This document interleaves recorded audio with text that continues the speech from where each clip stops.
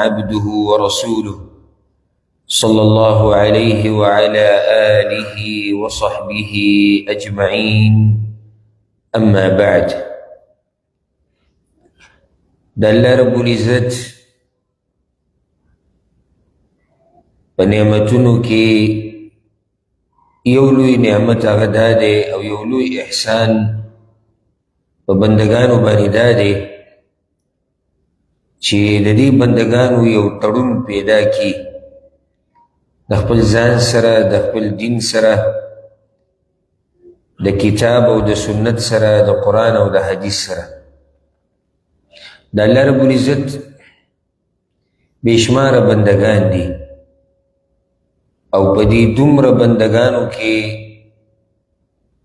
الله بعض خاص کی او چاڼي کی د دې لپاره چې دی غوږ کیږدي دین ته، د دې لپاره چې دی عمل وکړي په دین باندې، د دې لپاره چې دی خلکو ته وښیي دا دین، نو دا د الله بیا خاص احسان دی په دغه بنده باندې. او ذکر رسول صلی الله علیه وسلم حدیث کې وایي خیرکم من تعلم القرآن وعلمه. په تاسو کې غوره خلک هغه دي چې قرآن یې زده کوي او نورو ته یې ښیي. دا انسان چې غوره کړی شوی دی او د قرآن زده کوي یې بل ته ښیي، نو دا د الله په توفیق سره او د هغه په احسان او د هغه په کرم سره، ځکه چې دا کیدی نشي چې یو سړی دی د الله رب العزت د طرف نه توفیق هغه ته نه میلاو شوی او دی د بندګي د الله وکړي، او دا کیدی نشي چې الله رب العزت طاقت نه وي ورکړی یو بنده له د دیندارۍ او دی د دینداري وکړي. زه دا منم چې د دې انسان کردار پکې لازمي، د دې مؤمن دینداره کردار پکې، خو دا د الله د توفیق نه بعد. نو الله رب العزت یو لوی احسان په موږ هغه دا کړی دی چې په دې مبارک مجلس کې راجمع کړي وو د دین د زده کولو لپاره. خلک راجمع کېږي د دنیا لپاره، څوک د څه دپاره او د څه دپاره، او موږ راجمع شوي وو د دې لپاره چې د الله او د الله د رسول خبره واورو. دا د الله لوی احسان دی په موږ باندې. بیا خصوصا په دې زمانه کې چې فتنې د هر طرف نه دي، د فتنو په دور کې چې یو سړی د دین سره اړیکه لري، نو دی د هر وخت د الله رب العزت شکر ادا کوي.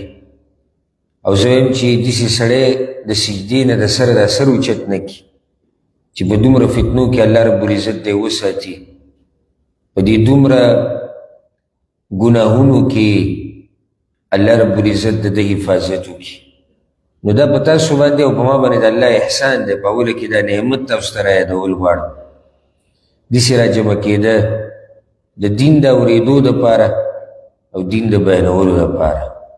او الله ګواه دی په دې خبره باندې چې زه د دومره لرې نه چې رالم او ما دوره تفسیر په منځ کې ودرو د یو څو ورځو دپاره، نو الله ګواه دی چې هغه صرف په دې مقصد رالم چې الله راضي شي.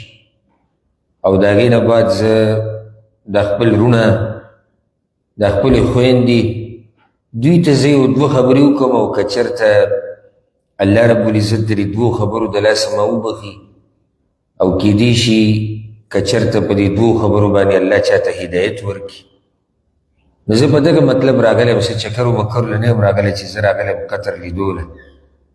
هغه سړی به بل ټیم کې هم راتلی شي او بیا هم راتلی شي، خو د دوره تفسیر په منځ کې زه رالم. نو دا د الله د رضا دپاره او هغه محبت چې هغه خالص د الله دپاره دی، د هغې په بنیاد باندې موږ دلته یو ځای شوي یو. او الله رب العزت دی د داسې مجالسو نه موږ نه محرومه کوي، او الله رب العزت دی د مرګه پورې موږ د دین زده کوونکي وګرځوي. او الله رب العزت دی موږ له بیا عمل راکړي، موږ له توفیق راکړي د عمل کولو په هغه څه باندې چې څه موږ زده کړو یا څه موږ بیان کړو.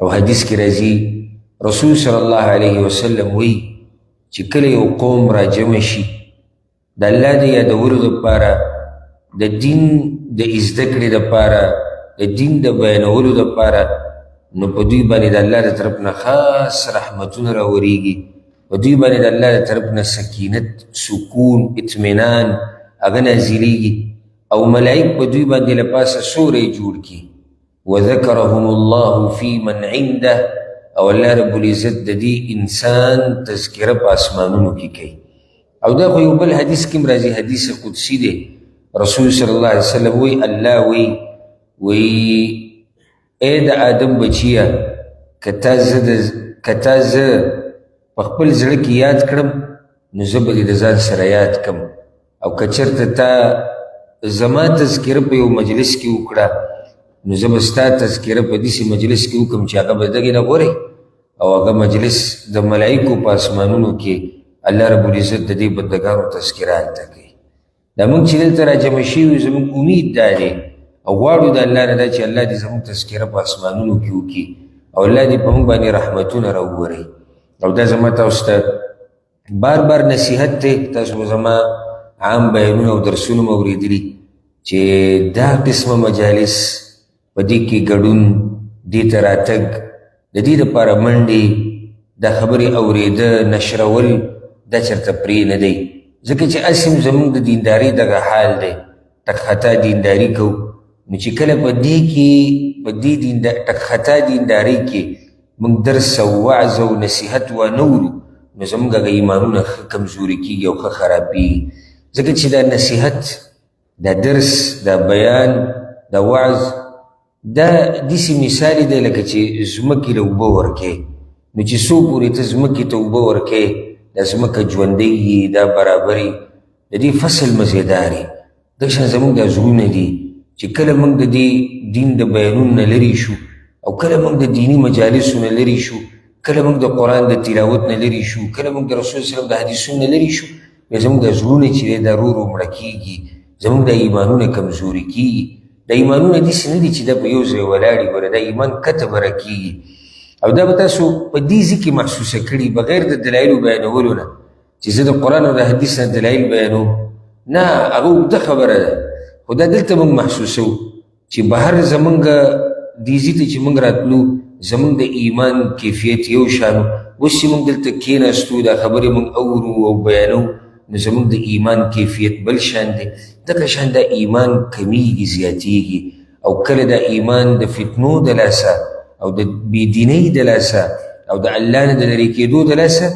دومره کم شي چې بالکل ختم شي او ځکه رسول صلی الله علیه وسلم حدیث کې وایي آخره زمانه کې به داسې فتنې راشي لکه د شپې د توره تکه توره تیاره داسې فتنې به راشي او یو سړی به د شپې مسلماني سحر به کافري او سحر به مسلماني او د شپې به کافري دا ولې ځکه چې هغه ایمان په کمیدو دی رو رو دومره کم شو چې بالکل دا سړی والعیاذ بالله د ایمان نه خلاص شو نو زما تاسو ته دا نصیحت دی د علماو بیانونه او هغه علما چې هغه الله رب العزت پوه کړي په قرآن او په حدیث باندې هغه علما چې هغه خبره د دلیل سره بیانوي هغه علما چې هغوی د الله رب العزت د توحید د رسول الله وسلم د تابعدارۍ د سلف صالحینو د تابعدارۍ خبره کوي د هغوی وعظ او نصیحت وخت په وخت اورئ که روزانه نه په دویمه ورځ یې اورئ که په دویمه نه په درېیمه اورئ هفته کې دوه درې ورځې اورئ نو دې سره به دی چې یو خو به تا ته دا خبره معلومیږي چې په تا کې څومره کمی دی کم عیب په تا کې دی هغه لرې کول غواړي په کم ځای باندې محنت کول غواړي کم کار له توجه ورکول غواړي او بله دا که ته برابر ومې که نه لکه یو نیم سړی داسې خبره کوي او دا د جهالت خبره د انتهایي چې زه دیندار یم زه عالم یم زه پلانی او علانی یم او زه دا او زه دغه دا خبره زه منم نه چې د عقل خاونې وکړي زه دا منم نه چې حقیقي دیندار دی دا خبره وکړي ځکه چې کم سړی دیندار یې والله پیژندلی صحیح او کم سړي دا خپل دین صحیح پیژندلی که نه نو دی همیشه په ځان باندې عیب لګوي په ځان ته د نقصان نسبت کوي چې زما ایمان کمزوری دی زه محنت کوم چې دا ایمان ډیر کم زما علم کم دی زه کوشش کوم چې علم یې زده کم او ځکه حق پرست علما د دې امت چې تیر شوي دي او دي د هغوی دا نښه ده چې هغوی همیشه د مرګه پورې 80 کاله ومري، 80 کاله ومري، 80 کاله ومري، او هغه بیا دا وایي زه طالب علم یم، زه دین زده کوم لا اوس هم. نو چېرته به دا خبره نه کې چې زه برابر یم، زه پوره یم، زه دینداره یم او زه داسې او زه دغه. ها، موږ به د الله شکر ادا کوو چې الله توفیق موږ له د دیندارۍ راکړی دی، ورسره به د دې خبرې اقرار کوو چې دینداري زموږ هغه شان نه ده لکه څنګه چې پکار ده، داسې زموږ تقوا نه ده لکه څنګه چې پکار ده، داسې زموږ علم نه دی لکه څنګه چې پکار دی، داسې زموږ عمل نه دی چې څنګه پکار دی. فایده به د هغې دا راوځي چې ته به بیا کوشش دا کوې چې ترقي پکې وکړي، مخکې پکې لاړ شي. او چې کله دعوه د کمال دې وکړه نو بیا به ته ډډه ولګې، خپه په خپه باندې واچې او بس زه خو هسې پوره یم، زما خو هسې علم ډېر دی، زما خو هسې عمل ډېر دی، زما خو هسې ایمان ډېر دی. نو ورو ورو ورو دی په نقصان کې او په کمیدو شي تر دې چې دی د دغه دیندارۍ نه، د دغه علم نه، د دې تقوا نه یې ورځ خلاص شي. نو دا خبره مې په دې کوله چې دې مجالسو کې ګډون او یا د علماو نصیحتونه درسونه اورېده یا کتابونه کته، په دې کې دا خبره چېرته نه راځي مخې ته چې نور بس دی، دیندارۍ کې بس کېده ګورې نه ښه. او ځکه الله رب العزت خپل پیغمبر صلی الله علیه وسلم ته په قرآن کې وایي واعبد ربک حتی یأتیک الیقین، او د خپل رب بندګي کوه تر هغه وخته پورې چې تا له مرګ راشي. معنی ده چې د مرګ نه مخکې دمه نشتي د عباداتو کې. ګورې داسې یو وخت په موږ نه راځي چې موږ خلاص شو د الله د بندګۍ نه. او څنګه به یو سړی د الله د بندګۍ نه خلاص شي او دی بنده د الله، او بنده د الله چې شوي نو کې به هغه څه چې د څه درته ویلي دي او ځان به ساتې د هغه څه نه د څه نه چې منع کړی، ځکه چې ته بنده او بنده کار دا دی چې دی به د سید او د مشر د هغه خبره به اوري او هغه به مني. نو الله رب العزت موږ له توفیق راکړي او د الله د شکر نه بعد او د الله د حمد او ثنا نه بعد زه د دې مبارک ملک شکریه ادا کوم، د دوی د حکومت، د دوی د اوقافو چې کوم وزارت دی، اسلامي وزارت دی د هغې، او د دې مرکز والو، او په دې مرکز کې چې څوک کوششونه کوي، محنتونه کوي، دا مبارک مرکز عبدالله ابن زید المحمود، زه د دوی ټولو شکریه ادا کوم چې ما له موقع راکړه. او د الله د توفیق نه بعد تاسو زه ولیدم، ما تاسو ولیدئ، نو دې کې چې کوم چا موږ ته لاره اسانه کړه نو هغه دا مبارک مرکز دی. الله رب العزت دې د دوی دا محنت او دا کوشش دا قبول کړي. مختصر خبره هغه به کوو په دې باندې نن، الصراط المستقیم، نیغه لاره. موږ په هر منځ کې د الله نه دا سوال کوو اهدنا الصراط المستقیم، یا الله موږ ته وښایه لاره نیغه. او په هر منځ کې نه، په هر رکعت کې وایو اهدنا الصراط المستقیم. فرضي منځونه پرېږده، په نفلي کې هم لګیا یو، او هر منځ کې موږ وایو اهدنا الصراط المستقیم. او د دې نه علاوه هم موږ کله لاس اوچت کړو الله ته، موږ وایو یا الله موږ ته لاره نیغه وښایه. کله موږ یو چا ته دپاره دعا کوو چې الله دې تا ته نیغه لار وښیي. هسې چېرته ما او تا دا سوال د ځان نه کړی دی چې دا نیغه لار څه ته وایي. نیغه لار یو سړی به ما ته دا ووایي چې پښتو کې خو موږ نیغه لار درې ته وایو چې نیغه یې دې کشه. دا خبره صحیح ده، خو دا تعریف په لغت کې دی د صراط مستقیم. اهدنا الصراط المستقیم، یا الله وښایه موږ ته لاره نیغه، موږ له هدایت راکړه هغه لارې ته چې هغه نیغه ده. دا نیغه لار کومه لار ده او نیغه لار څه ته وایي؟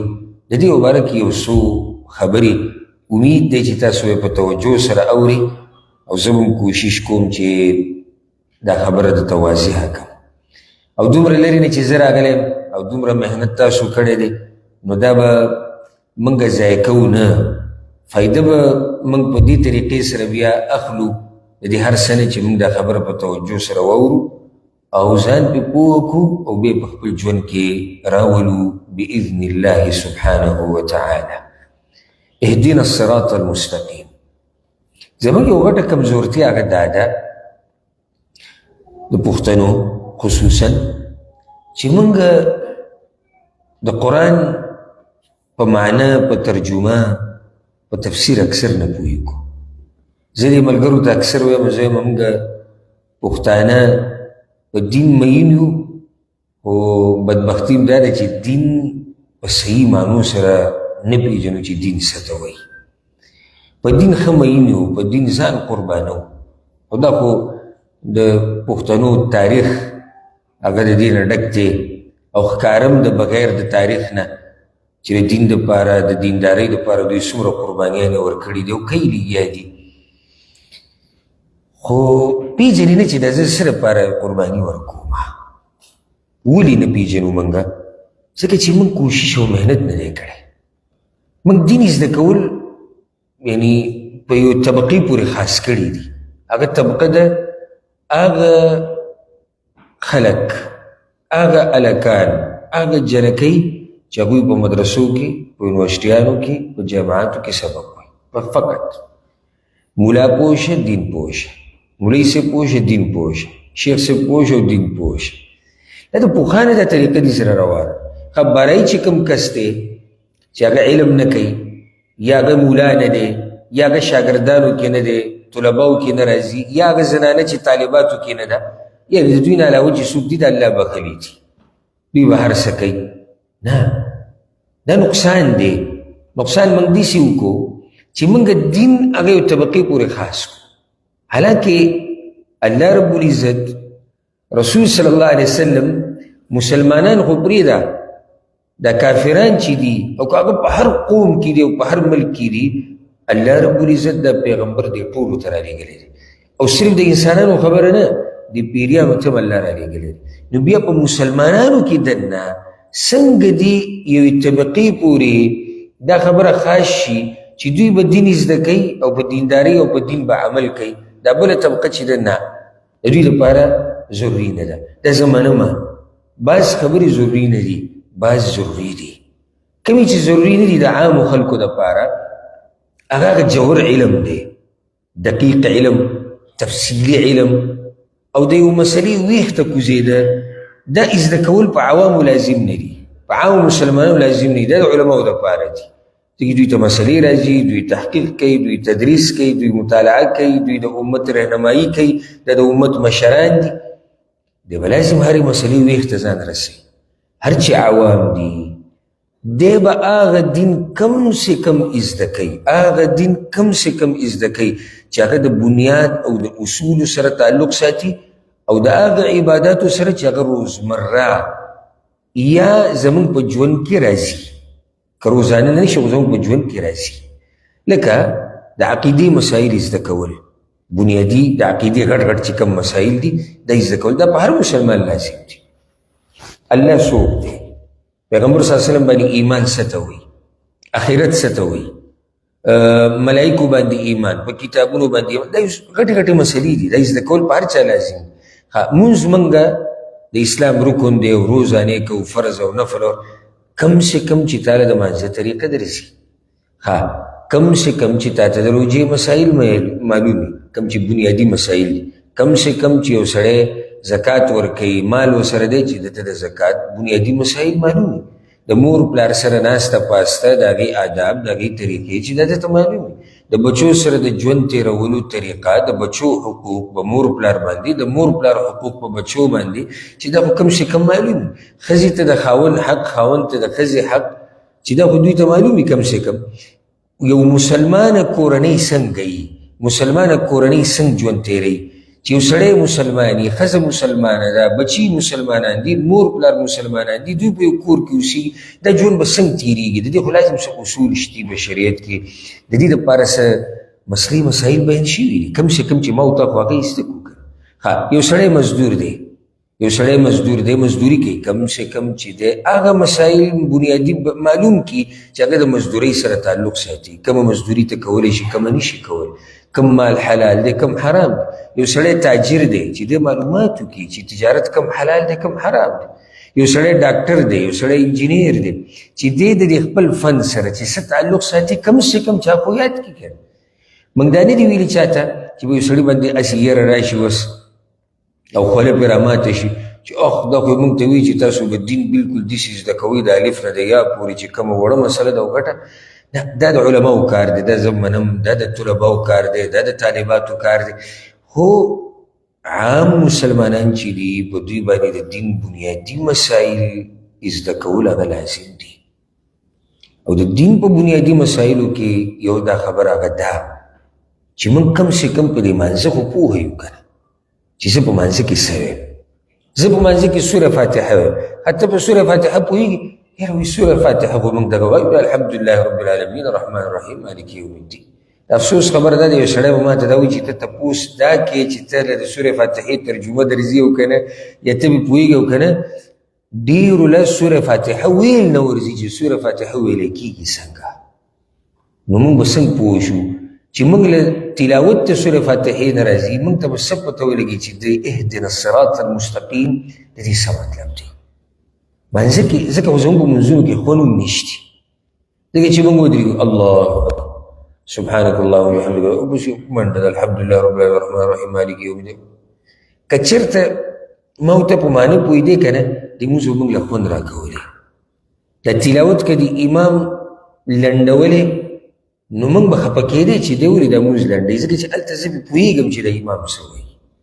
موږ به د هغه ایتونو سره جړلی کوم ایتونه چې د عذاب خبره کوي، د الله د عظمت بیانوي، الله شان پکې بیانېږي، د آخرت سختي پکې بیانېږي. موږ به د هغه ایتونو سره د الله نه غوښتنه کولی، امیدونه به هم ډېرېدی په کومو ایتونو کې چې د جنت باس راځي، د الله د رحمت باس راځي. دا به هله کېدی چې کله موږ د الله په کلام باندې پوهېدی. اهدنا الصراط المستقیم دا خو موږ ډېر په اسانه ووایو چې یا الله موږ ته وښایه لاره نیغه، خو وی اخوا لاره نیغه څه ده چې د موته یې د الله نه غواړو. اهدنا وښایه موږ ته، هدایت ښودنې ته وایي په لغت کې. هدایت په عربۍ کې ښودنې ته وایي. د هدایت دوه قسمه دی، دلته ته د الله نه دوه قسمه هدایت غواړي. دا خبره یاده که یو هغه دا دی، او تاسو به انشاءالله که زما عام درسونه نور اورئ کوم چې زه هلته سعودي عرب کې کوم، نو تاسو به په اکثرو مسلو باندې پوهه انشاءالله. اهدنا الصراط المستقیم کې ته دوه قسمه هدایت د الله نه غواړي. دوه قسمه هدایت، ځکه چې هدایت دوه قسمه دي. یو هغه هدایت دی چې هغې ته هدایت التوجیه والارشاد ویلی کېږي. یو چاته لار ښوه، یو چاته لار ښوه. اوس به یو سړی ما ته وایي چې خبره داسې اوږده کړه، یو چاته لار ښوه، خو دغه هدایت دی او دغه یو قسم دی، نو بل پکې څه شی دی، خو لار دې ورته وښوه. او موږ هم الله ته دا وایو چې یا الله ما ته لار وښایه. زه نن تاسو ته یو ډېره فایدهمنه خبره بیانوم، دا په توجه واورئ. یو هدایت دی چې یا الله ما ته لار وښایه، هدایت التوجیه والارشاد، او دا هدایت د الله په لاس کې دی، او دا هدایت د مخلوق سره هم شته. لکه انبیا الله رالېږلي دي دپاره چې خلکو ته لار وښایي، علما لېږیا دي دپاره دي چې خلکو ته لار وښایي. زه چې دلته ناست یم تاسو ته بیان کوم، هم دې دپاره تاسو ته لار وښایي. دویم هغه هدایت دی هدایت التوفیق هغې ته ویلی کېږي، چې دا سړی بیا د نیغې لارې ته راواوړي. دا بل هدایت دی. موږ دلته د الله نه دوه سواله کوو چې هغه دې ظاهره کې یو سوال، او که تفصیل له لاړ شي موږ د الله نه دوه سواله کوو دلته. اهدنا الصراط المستقیم، یا الله ما ته لار وښایه نیغه. ښه سوال چې الله لاره نیغه وښوه، نو دې بل هدایت ته څه ضرورت دی؟ خو دغه کافي دی که نه؟ نه، ډېرو خلکو ته نیغه لار ښه معلومه ده، خو په دې نیغه لار روانېږي نه. ښه ورته پته ده چې دغه کار چې کوم دی دا فلانې دا دینداري ده، دا موږ ته الله ویلی دی، دا موږ ته د الله رسول ښوولی دی، خو کوي نه. دې ته اوس نیغه لار معلومه ده. ښه، او ډېر خلک داسې دي چې هغوی ته کږه لار معلومه ده، چې کومه کږه ده او د هدایت نه او د نیغې لارې نه اورېدلې ده، هم په دغه کږه باندې په خپله روان دی. زموږ دې بل هدایت ته هم ضرورت دی. یا الله ما ته وښایه لاره نیغه، او ما له طاقت او توفیق راکړه چې په دې نیغه لار روان شم. نو په اهدنا الصراط المستقیم کې موږ د الله نه دوه سواله کوو. هغه دا چې یا الله ما ته نیغه لار وښایه، او په دې نیغه لار باندې بیا ما له د عمل کولو توفیق راکړه. که مشهوره دعا ده، اللهم ارنا الحق حقا وارزقنا اتباعه. یا الله موږ ته حق حق وښایه، او بیا د حق د تابعداري توفیق راکړه. دکه دوه خبرې شوې که یا الله ما ته حق وښایه. کله سړي ته حق نه ښکاري، کله سړي ته حق باطل ښکاري او کله ورته باطل حق ښکاري، دا ټول به غلطه دي. وایي نه یا الله ما ته دا حق وښایه، بیا خبر په دې بندېږي نه، او بیا ما د دې حق د تابعداري کولو توفیق راکړه. اهدنا الصراط المستقیم کې چې کوم هدایت موږ د الله نه غواړو، هغه موږ د دوه قسمه هدایت د الله نه غواړو. یا الله ما ته لاره نیغه وښایه، او دویمه څه؟ زه غواړم تاسو هم څه جواب راکړئ.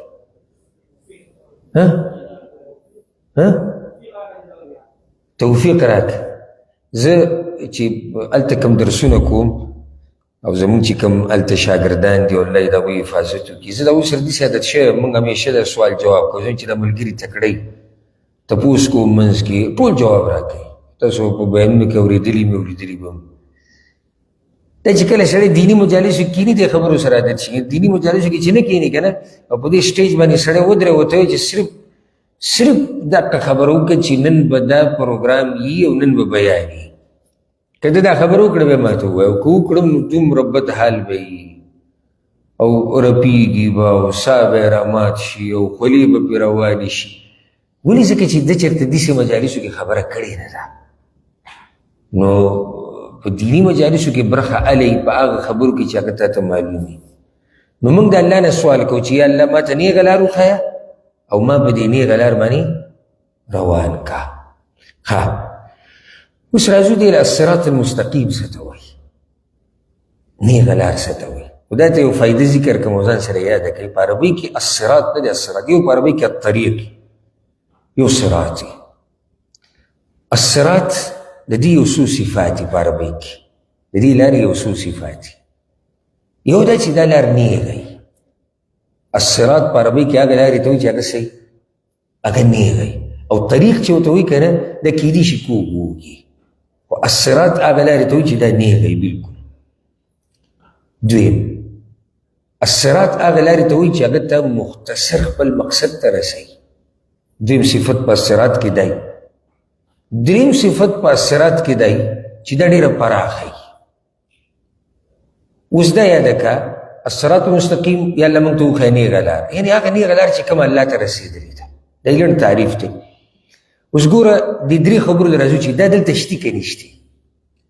الصراط نیغه لار، دې کې خو شک نشته چې کومه لار الله ته ځي هغه نیغه ده او مختصر ده. الله ته د رسېدو لنډه لار هغه دغه لار ده، کومه چې د الله ده، کومه چې د رسول صلی الله علیه وسلم ده، کومه چې د قرآن او حدیث ده. مختصر څنګه ده؟ پته نشته تاسو ذهن به دې خبرې ته وستلی او که نه. نیغه لار مختصري، نیغه لار څه مختصري. څنګه؟ کومه لار چې کږه وږئ که نه، دا سړي نه ټیم ډېروي. کږه وږه لار یو طرف ته تاویږي او بل طرف ته تاویږي، دا د سړي نه ډېر زیات ټیم لري. نیغه لار د سړي نه ټیم نه لري. دا کومه لار چې الله ته رسېدلې که دا نیغه لار ده، دا تا رسۍ زر دی الله ته رسۍ او شر په هغوی کې دا نشته په دې لار پاتې شي. واضح دا لار پراخه ده. الصراط کې یو صفت دی چې دا لار به پراخه، دا لار پراخه ده. کومه لار چې الله ته رسېدلې او ډېره پراخه ده، ډېر پې الله ته رسېدلي دي او ډېر پې روان دي او ډېر به پې رواني. دومره پراخه لار ده.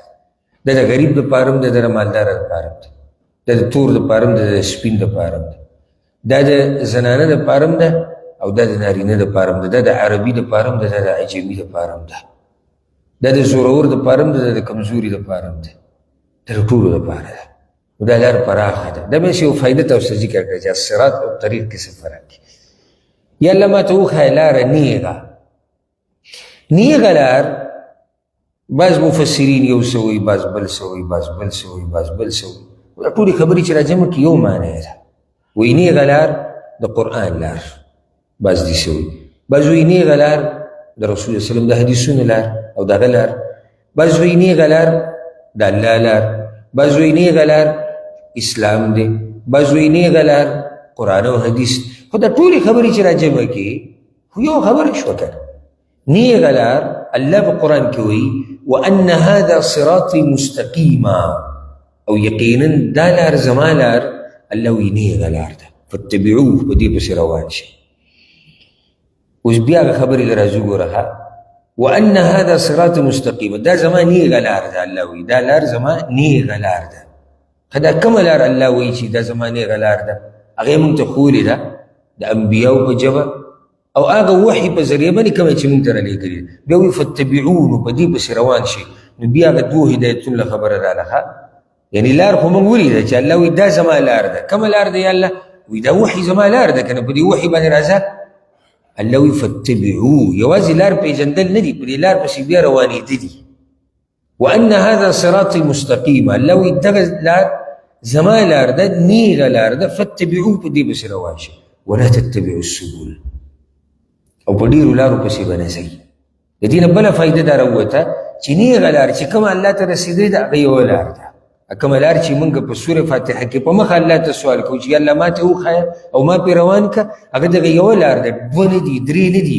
څلور نه دي پنځه نه دي هغه یوه لار ده ځکه که تاسو قرآن تلاوت کوئ که نه او ترجمه اورئ یا تفسیر ګورئ نو دا خبره په ډېرو ځایونو کې تاسو وینئ چې د هدایت لار په قرآن کې دا یوه ذکر کیږي او د ګمراهۍ لارې ډېرې ذکر کیږي او دغه شان قرآن کې چې رڼا ذکر کیږي نو یو ذکر کیږي او ظلمات تیارې ډېرې ذکر کیږي ځکه چې هدایت یو دی او ګمراهۍ لارې ډېرې دي او حدیث د عبدالله بن مسعود رضی الله عنه مشهور حدیث دی چې رسول صلی الله علیه وسلم سره یو پیر موږ ناسو او د جنازې وخو نو لا ټیم پکې و لا وخت پکې و نو رسول صلی الله علیه وسلم پوه کړو وایي داسې پوه کړو چې یو داسې کرښه یې وویسته نیغه کرښه بیا د دې نیغې کرښې ښي طرف ته او ګس طرف ته یې کرښې وویستې ښي طرف ته داسې یو څو کرښې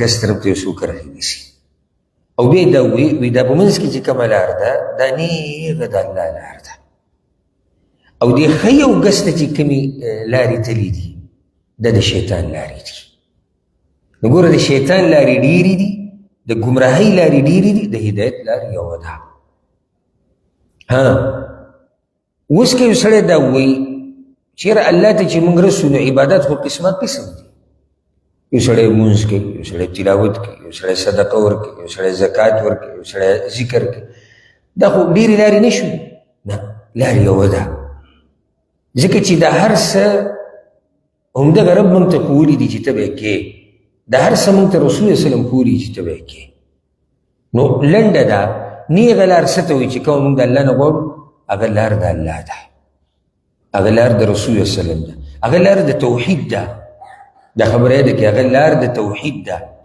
عقیده به خالص صفا ساتي یک یوازې به د الله بندګي کې د الله سره به هېڅوک نه شریک کې هیڅ مخلوق به د الله سره نه شریک کې نه ولی نه نبی نه کاڼې نه ونه نه بوت نه بل او نه فلان او نه الله دا نیغه لار ده ښه که چېرته دې عقیده کې ګډوډ شوي که نه نو په خپله پوه شي چې ته نیغې لارې نه اورېدلی نیغه لار د رسول وسلم تابعدارۍ ته وایي الف نه د یا پورې ادخلو فی السلم کافه نیغه لار څه ده الله وایي په اسلام کې به پوره ورننوځي دا نیغه لار ده پوره به ورننوځي پوره به څنګه ورننوځي د عقیدې نه شروع که او د اخرنۍ وړې خبرې پورې ته به په اسلام باندې عمل کوې دا به منځ کې نه وی چې زه دیندار یم او زه په اسلام باندې مین یم خو دا پلانۍ مسله چې ده په دې کې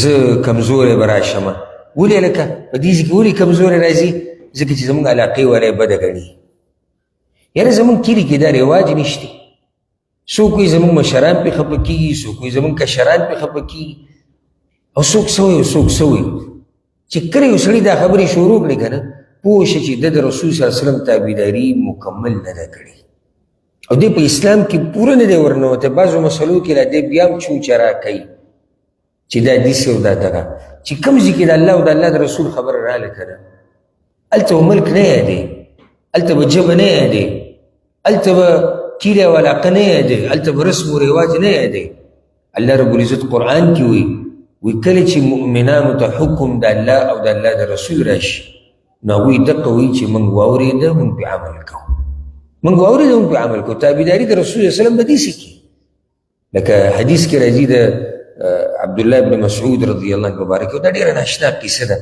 په توجه سره یې واورئ. رسول صلی الله علیه وسلم یو پیر د جمعې خطبه کوله او عبدالله ابن مسعود رضی الله عنه روان. نو رسول صلی الله علیه وسلم بعضو ملګرو ته د خطبې په دې منځ کې وویل کښېنئ. بعض ملګري مسجد نبوي کې ولاړو نو رسول صلی الله علیه وسلم ورته ویل کښېنئ. دا خبره عبدالله بن مسعود رضی الله عنه د جومات نه بهر واورېده. جومات ته نږدې و خو لا راننوتی نه و، دغه خوله کې و د جومات په دې خوله کې و او دا خبره یې واورېده چې څنګه یې دا خبره واورېده په دغه ځای کې کېناستو. ولې ته په نور کې کېناستې او په لاره کېناستې؟ وی رسول صلی الله علیه وسلم ووایي نو کښېنئ. داسې تابعداري د رسول صلی الله علیه وسلم پکار ده. حالانکه دا امر عبدالله بن مسعود ته نه و، دا خو دنه جومات کې څه کسانو ته ده پکې دا معلومات هم ونه کړو چې یا رسول الله ته ماته وې، یا رسول الله دا زکو جنور دی، او یا رسول الله دا خو لار ده، او یا رسول الله جومات کې خو دنه ځای شتي ته ماته وې کښېنه. بغیر د دې معلوماتو نه او تپوسونو نه هغه په پسې باندې کېناستو. مسلمان داسې تابعداري د رسول الله صلی الله علیه وسلم کوي. او کله چې د خیبر غزا وه او رسول صلی الله علیه وسلم علي بن ابي طالب رضی الله عنه جنډه ورکړه، وی دا جنډه دا بیرغ دا واله دا به تا سره او لاړ شه د الله په نوم باندې او الله به فتح درکوي. نو چې کله دی روان شو نو یو سوال یې په زړه کې راغی.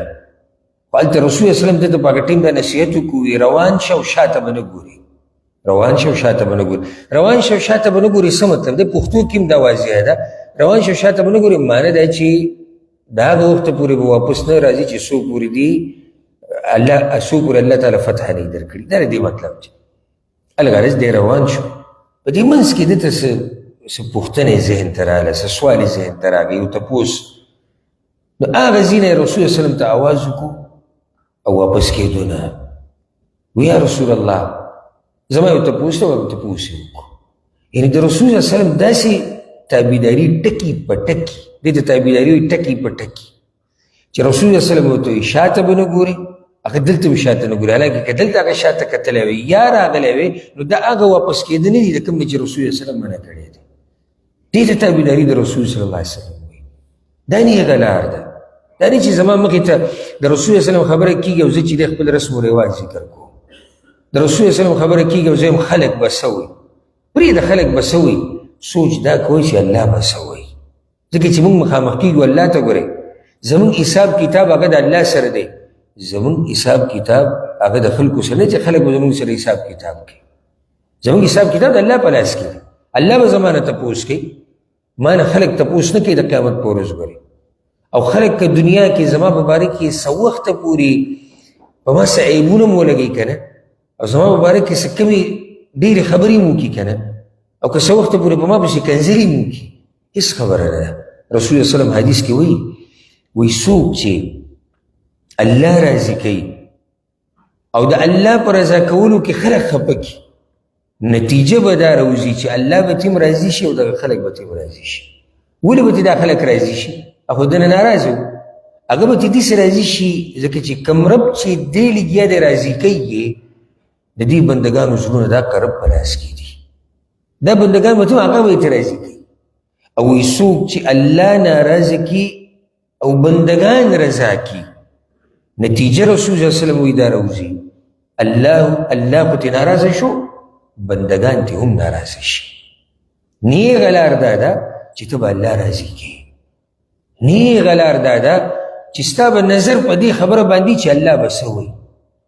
او زه کله دا هم وایم په بعضو درسونو کې موږ له پکار چې د ماشومانانو تربیت هم په دې باندې کوو.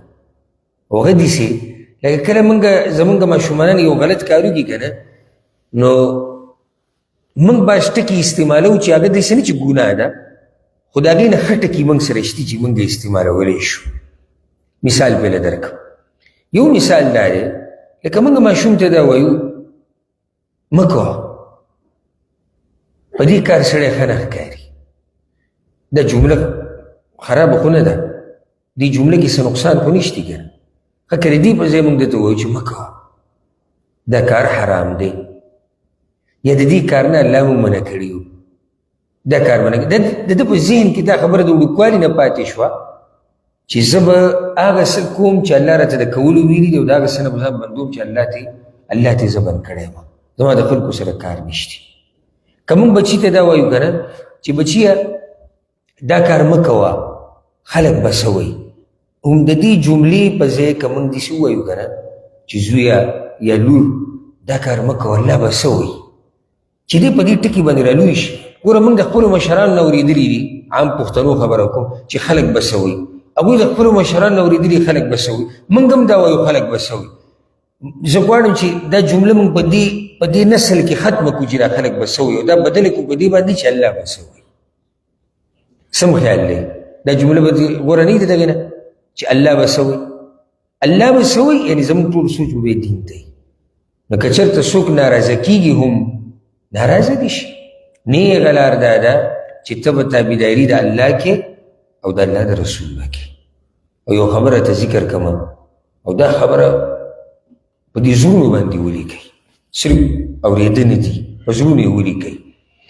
د نیغې لارې په دنیا کې په نیغه لار باندې تګ او په دنیا کې په کږه لاره باندې تګ د دې تعلق په آخرت کې د یوې لارې سره دی. هغه څنګه؟ آخرت کې هم یوه لاره ده، هغې ته پل صراط ویلی کېږي. موږ ټولو ته معلومه ده چې هغه د جهنم په شا باندې یو پل دی، یو لاره ده، په هغې به سړی تېرېږي. جنت ته د تلو بله لار نشته چې څوک پورې په دې لار نه تللی. او الله دې په هغه ورځ موږ واړوي سره زموږ د مشرانو کشرانو. په دنیا کې چې په نیغه لار روان وي که نه په دغه پل صراط باندې به تېرېږي. دا یقیني خبره ده، دا خبره د الله او د الله د رسول ده چې په دنیا کې کم سړی په نیغه لار روان او په نیغه لارې خاتمه وشوه، آخرت کې دی په دغه لار باندې چې هغې ته پل صراط ویلی کېږي دی په دې باندې تېرېږي. که موږ ته دا غواړو چې په پل صراط باندې تېر شو نو دنیا کې به په نیغه لار باندې روانېږو. بله ګوره که دلته کوږ ووږ شوې که نه هلته نقصان جوړېږي. څنګه؟ رسول صلی الله علیه وسلم حدیث کې یو ډېر اوږد حدیث دی او رسول وسلم پکې د پل صراط ته صفات بیانوي چې پل صراط دا دی دا دی. رسول وسلم وایي علیه کلالیب. یو خبره دا کړې ده چې د پل صراط چې دی د دې په دې غاړه باندې د اوسپنو کونډې دي، سیخان دي یا کونډې دي چې هغه کله څوک رواني که نه دا کونډه هغه ته واچولی شي نو چې کله دې کونډه کې دی راګیر شي دی جهنم ته ولېږي. دې پل صراط باندې دا کلالیب لګېدلي دا کونډې لګېدلي دي. دا په دنیا کې هم په نیغه لار باندې کونډې شتي. سړی وایي چې په دنیا کې په نیغه لار کې کونډې کوم ځای کې دي؟ دا شهوات، دا شبهات، دا ګناهونه، دا شیطان تابعداري، دا فحاشي، دا زناګانې، دا سود، دا دوکې دړکې، دا شرک، دا بدعات، دا خرافات، دا ټولې هغه کونډې دي کوي چې پل صراط باندې دي. امید دی تاسو اوس ښه پوه شوي چې دلته بچ شوې هلته بچ کېږي، چې دلته ګډوډ شوې هلته ګډوډ کېږي. که ستاسو دا خیالي چې موږ به الله ته دا وایو چې الله ما ته نیغه لار وښایه، الله به ما ته نیغه لار وښایي او بیا به زه کمبل په خپل ځان باندې رواچوم او بالښت ته به ډډه ولګوم او وده به شم. تو پاسم په نیغه لار نه.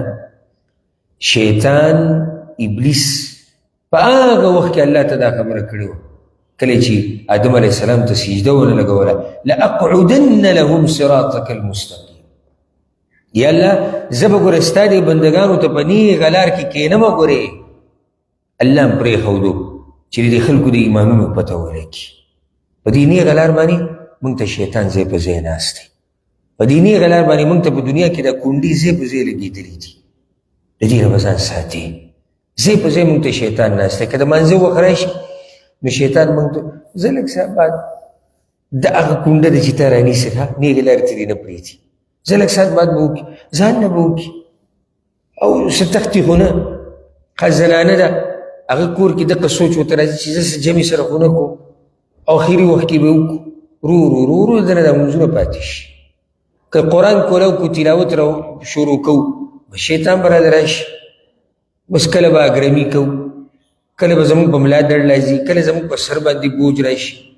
دا هغه کلالیب دي، هغه وسپنې دي او هغه د شیطان چلونه دي چې تا رانیسي. که موږ کوشش وکړو چې یاره ځو د دین درس اورو یا دین بیانو نو ذهن ته به م راشي یاره هغه پلاني خوا له تله غواړي، هغه پلاني ما ته ویلي چې دا کار به کوو، او که دې ټیم کې موږ لږ چکر بازار کې ولګو، او که داسې دې باغچې ته وځو ساه پکې آزاد کړو. دا ټول د شیطان هغه وسوسې دي او چلونه دي او چالونه دي. ګوره که دا فیسبوک موږ کولاو کړو که نه، او دا یوټیوب کولاو کړو، دا ټیک ټاک یې کولاو کړي، نو دې ته به ګنټو ګنټو ناسي، نه چاله خوب ورځي، نه څوک ستړی کېږي، نه چاته کار رایادېږي، نه څوک یو سوچ کوي، نه څوک بل سوچ کوي. خو چې کله موږ دین ته کښېنو، کله موږ دینداري شروع کړو، کله د الله خبر راشي، کله د الله د پیغمبر خبر راشي، کله د قرآن او حدیث خبر راشي، بس بیا زموږ طبیعتونو ته ګوره، بیا زموږ سر باندې بوج هم راځي، زموږ طبیعتونه هم خرابېږي، موږ ته بچي هم رایادېږي، موږ ته ښځې هم رایادېږي، ښځو ته خاوندان رایادېږي، او موږ ته مور پلار رایادېږي، او مور پلار ته بچي رایاد شي، موږ ته ملګری رایاد شي، موږ ته بازار رایاد شي، موږ ته باغچه رایاد شي، موږ ته کاروبار رایاد شي. دا ولې؟ ځکه چې دغه دینداري نیغه لار ده، او په هغه نیغه لار تا ته شیطان ناستې تا دغه نیغې لارې ته هغه نه پرېږدي. زما تاسو ته نصیحت دا دی چې په دې نیغه لار باندې ځای په ځای شیطان غواړي چې تا دوکه کړي، خو دوکه پرې نه شي. دا دینداري نه ده، دا قرباني ده.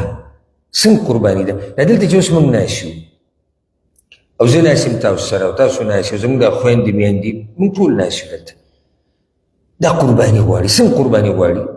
ته به ډېر کارونه پرېږدې، شیطان به تا ته ډېر ډېر څه وایي، ته به هغې له توجه نه ورکړې، ته به نور هم داسې بعض، اگر که زه ورته دا سختې دا ټکې ویل مناسب نه ګڼم، موږ به څه یو، موږ به څه سخته تېره کړې، خو بعض داسې تکلیفونه به برداشت کې. دا ته د شیطان مقابله کې، همیشه به د شیطان مقابله کې. او الله رب العزت قرآن کې دا خبره ذکر کړې ده چې شیطان ستاسو دشمن دی، فاتخذوه عدوا، دشمن یې وګڼئ. فرق دی په دې کې چې یو سړی په خوله وایي چې شیطان زما دشمن دی، او یو سړی دشمن ګڼي. څنګه؟ یو په خوله وایي شیطان زما دشمن دی، یو لګیا دی د شیطان سره مقابله کوي، وایي زما دشمن دی، نو مقابله کوي. که تا ته پته ولګیاسې چې فلانې کیدای شي ستا په کور باندې حمله وکړي، ستا دشمن دی، ستا سره د پوخانو دشمني را روانه، تا نه مړي کړي، تا ته مړي کړي دي. ښه، تا ته پته دی چې دا سړی په ما باندې د دې هېڅ پته نه لګي، هر وخت حمله کولی شي. ته به څه کوې؟ ته به د کور څوکۍ کې، ته به هر وخت ځان سره اسلحه ساتي، ته به ځان بلکل بیدار ساتي، ځکه چې ته یقیني د دغه دشمن سره مقابله کول غواړي. ښه، موږ د شیطان سره څنګه مقابله کوو؟ صرف په خوله باندې وایي شیطان، نور چې شیطان راته څه وایي هغه منو.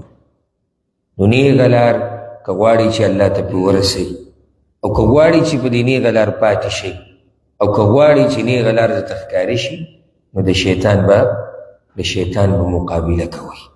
هر وخت د الله نه سوال کوئ چې الله ما ته هدایت وکړي. دا خبره یاده کړئ هر وخت، یوازې منځونو کې نه. رسول الله وسلم به د الله نه هدایت غوښتو، د انبیاو دعاګانې داسې دي چې هغوی به د الله نه هدایت غوښتو، صحابه کرامو به هدایت غوښتو. موږ کې هر سړی هدایت ته محتاج دی. په دې به خفه کېږئ نه، اکثر پښتانه په دې غوسه کېږي، ته ورته الله ته هدایت وکړي، بس په دې غوسه شي، ولې ما نصیب چاته. موږ هر وخت هدایت ته محتاج یو، موږ هر وخت هدایت ته محتاج یو. ما نې ورځ یو کس تپوس وکړو، ما ته یې وویل ته چې دا وایې چې موږ کې هر سړی هدایت ته محتاج دی.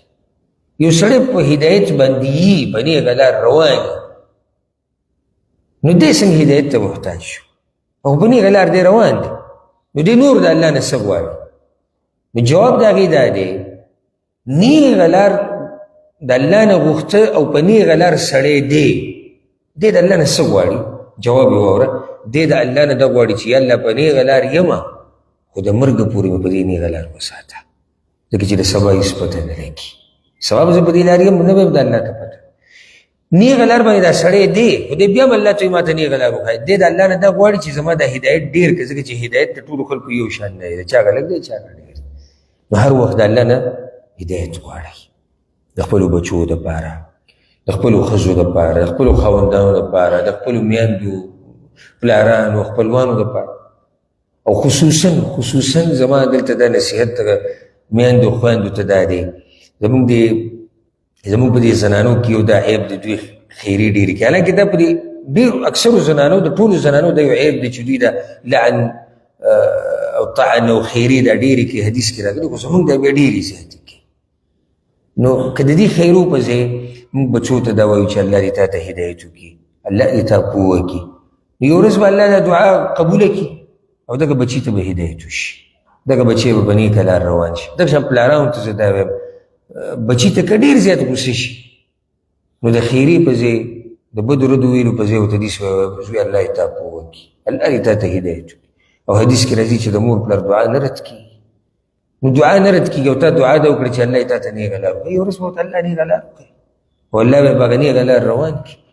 نو دا یو څو خبرې چې تعلق یې ساتو د نیغې لارې سره، الصراط المستقیم، اگر که خبرې ډېرې زیاتې دي خو دا یو څو خبرې وي او مختصر وي او ما کوشش دا وکړو چې موږ په اسانه طریقې سره پوه شو او الله رب العزت دې موږ ته نیغه لار وښیي او الله دې موږ په نیغه لار روان کړي او الله رب العزت دې موږ په نیغه لار باندې د مرګه پورې ساتي او الله رب العزت دې زموږ د هدایت ډېر کړي او الله دې چېرته موږ کږې لارې ته نه اړوي او الله رب العزت دې په پل صراط باندې موږ تیر کړي او الله دې موږ ته د آخرت هغه سختې اسانې کړي او په آخره کې زه ستاسو ټولو شکریه ادا کوم چې تاسو وخت ورکو، ستاسو د محبت مننه او ستاسو د محبت ما سره الفاظ نشته چې هغه زه تاسو ته ووایم او ستاسو د محبت زما سره چې دی د الله دپاره دی او زما د محبت چې تاسو سره دی هغه د الله دپاره دی او د قیامت په ورځ رسول وسلم حدیث کې ووایي داسې خلک به د الله د عرش په سوري کې ولاړ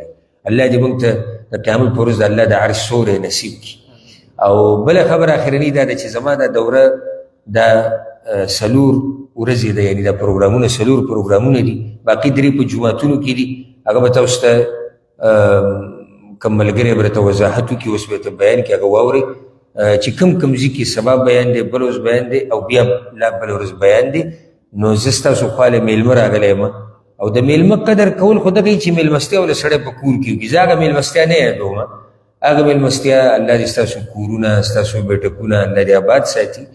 زه دلته دا میلمستیا غواړم، زما دلته صرف 4 ورځې دي او 4 ورځې دا میلمستیا غواړم چې زما دې بیانونو له او دې وعظونو او نصیحتونو له به راځي.